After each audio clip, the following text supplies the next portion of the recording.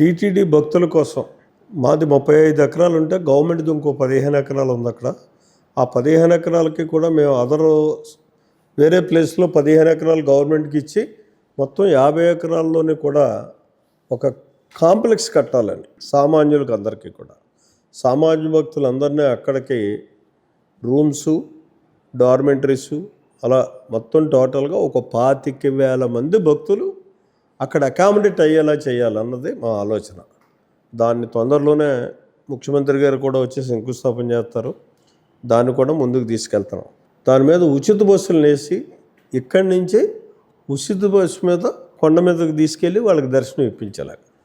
వచ్చిన ప్రతి భక్తుడికి కూడా అక్కడే స్లాట్ వేస్తారు.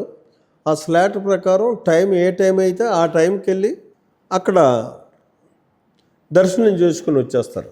అంటే వితిన్ 1 to 2 అవర్స్లో దర్శనం, కొండ మీదకి వెళ్ళిన తర్వాత 2 అవర్స్లో వీళ్ళు దర్శనం చేసుకుని బయటకు వచ్చేటటువంటి పరిస్థితి కల్పించాలి అని చెప్పేసి ఇప్పుడు ఆ 25,000 మందికి ఇక్కడ అకామిడేషన్ చేసి ఫ్రీ బస్ మీద తీసుకెళ్ళి చేయాలి అన్నది మా ఆలోచన.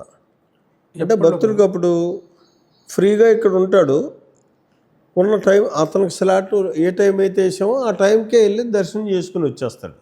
ఈ క్యూ కాంప్లెక్స్లో తిరగడం అని, పిల్లలు ఇబ్బంది పెట్టడం అని ఇటువంటివి లేకుండా ఫ్రీగా అకామిడేషన్లో ఇక్కడ ఉంటాడు. అది పరిస్థితి.